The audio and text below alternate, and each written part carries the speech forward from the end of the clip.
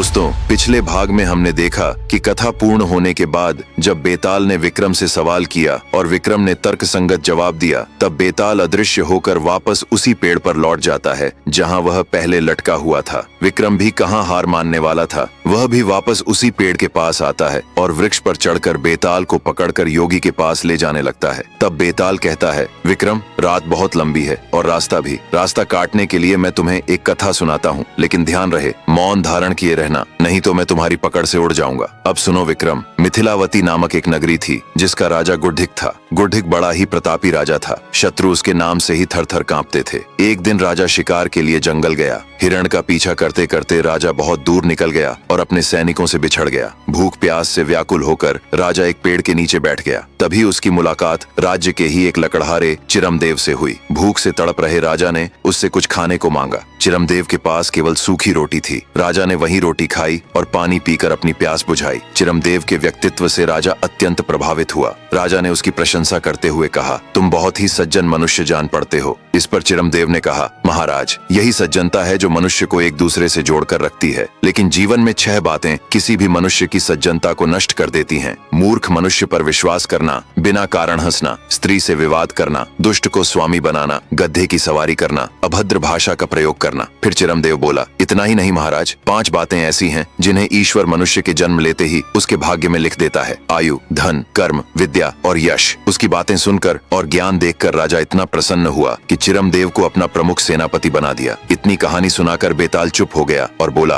विक्रम, भाग्य का खेल देखो, एक मामूली लकड़हारा राजा का सर्वोच्च सेनापति बन गया। क्या तुम भी ऐसे ही किसी राह चलते इंसान को इतना बड़ा पद दे सकते हो? बताओ, कुछ तो बोलो। लेकिन विक्रम बेताल की चाल समझ गया और कुछ नहीं बोला। जब विक्रम कुछ नहीं बोला, तब बेताल आगे की कहानी सुनाने लगा। एक दिन राजा ने चिरमदेव को सिंहल नरेश से मिलने भेजा। सिंहल एक द्वीप था और लोग वहां जाने से डरते थे, लेकिन चिरमदेव ने अपने इष्ट देव की पूजा की और सिंहल नरेश से मिलने निकल पड़ा। जहाज जब आधे रास्ते में पहुंचा, तभी अचानक समुद्र में एक विशालकाय मूर्ति प्रकट हुई। वह मूर्ति ऊपर उठती ही चली गई। तेज बारिश होने लगी और समुद्र में भयानक तूफान आ गया। इतना ही नहीं, चिरमदेव का जहाज उस मूर्ति से टकराकर टूट गया और चिरमदेव अपनी जान बचाने के लिए समुद्र में कूद पड़ा। जब उसने अपना सिर पानी से बाहर निकाला तो उसके होश उड़ गए। वह समुद्र की जगह एक सुंदर सरोवर में था। चारों ओर न कोई जहाज था और न ही कोई इंसान। उस सरोवर के निकट एक अत्यंत सुंदर नगरी थी, जहाँ के मकान सोने, हीरे और मोतियों से बने थे। गलियां फूलों और पत्तियों से सजी थीं।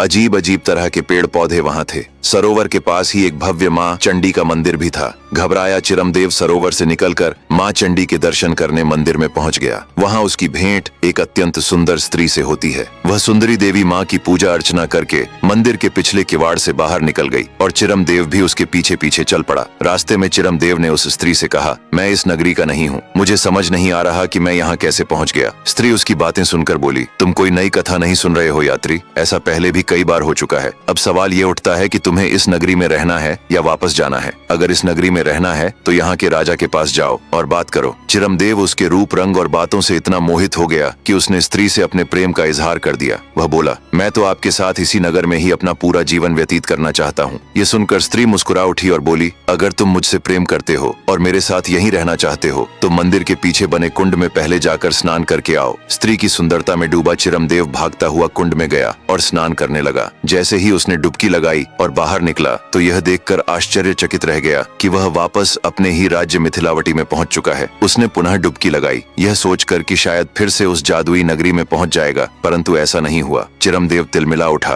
परंतु अब हो भी क्या सकता था। उदास होकर वह अपने घर लौट आया। अगली सुबह जब वह राज दरबार में पहुंचा तो उसने राजा गुड्ढीप से सारी बातें विस्तार से बताईं। राजा उसकी बातें सुनकर सोच में पड़ गया, क्योंकि उसने कभी न ऐसे किसी राज्य को देखा था और न ही सुना था। लेकिन फिर भी राजा उसकी बातों को अपनी आंखों से देखने के लिए तैयार हो गया। चिरमदेव और राजा गुड्ढीप जहाज पर सवार होकर जादू नगरी की खोज में निकल पड़े। समुद्र की नीली लहरों के बीच जब वे अपनी आधी यात्रा पूरी कर चुके थे, अचानक वही घटना घटी जो पहले चिरमदेव के साथ हो चुकी थी। समुद्र से एक विशालकाय मूर्ति उभरी और धीरे धीरे ऊपर उठने लगी। तेज हवाओं और भयंकर तूफान ने जहाज को झकझोर दिया। दोनों ने अपनी जान बचाने के लिए पानी में कूदना ही ठीक समझा। अगले ही पल जैसे किसी जादू की छड़ी घुमाई गई हो। वे जादू नगरी में पहुंच गए। नगर की भव्यता और सुंदरता देखकर गुरदीप दंग रह गया। उसे समझ ही नहीं आ रहा था कि जो कुछ घट रहा है वह सपना है या हकीकत। वे दोनों देवी माँ के मंदिर के अंदर और बाहर हर जगह उस स्त्री को ढूंढते रहे, लेकिन वह कहीं दिखाई नहीं दी। तभी अचानक वह स्त्री आती हुई दिखी। उसकी रूप सौंदर्य देखकर राजा भी मंत्रमुग्ध हो गया। चिरमदेव ने उससे बातचीत की और अपने महाराज गुरदीप का परिचय करवाया। राजा के दिव्य रूप को देखकर स्त्री मोहित हो गई। स्त्री ने प्रणाम करते हुए कहा, महाराज, मेरा नाम सुनंदा है। मैं असुरराज कालमैन की कन्या हूँ, जो इस जादू नगरी का पूर्व राजा था। एक बार भगवान विष्णु और मेरे पिता के बीच भीषण युद्ध हुआ। कई दिनों तक युद्ध चला, लेकिन अंततः मेरे पिता की मृत्यु हो गई। उसके बाद मेरा चाचा कालजयी इस नगरी का राजा बन गया। मेरा आग्रह है कि आप मेरा आतिथ्य स्वीकार करें। पहले सरोवर में स्नान करें और मेरे साथ राजमहल चलें। राजा और चिरमदेव स्त्री के साथ राजमहल पहुंचे। सुनंदा ने उन्हें एक अत्यंत सुंदर कक्ष में ले जाकर स्वागत किया। थोड़ी देर बाद उसकी एक दासी राजा को दूसरे कमरे में ले गई। दूसरा कक्ष सुगंधित फूलों से सजा हुआ था। वहां सुनंदा अति सुंदर गहनों और वस्त्रों में बैठी थी। उसने प्रणाम कर कहा, महाराज, आपके रूप को देखकर मैं आपसे प्रेम कर बैठी हूँ। अब आप ही मेरे स्वामी हैं। जो भी आप कहेंगे मैं वही करूंगी, ये मेरा वचन है। राजा ने शांत स्वभाव से कहा, देवी, ऐसा है कि मेरे सेवक और परम मित्र चिरमदेव ने जब तुम्हें पहली बार देखा था तब उसे तुमसे प्रेम हो गया था। अब यदि तुम्हारा वचन यह है कि तुम मेरा हर कहना मानोगी, तो मैं आज आदेश देता हूँ कि तुम चिरमदेव से विवाह कर लो। सुनंदा उदास हो गई, परंतु अपने वचन और राजा के आदेश का पालन करना पड़ा। इतनी कहानी सुनाकर बेताल ने कहा, अब विक्रम,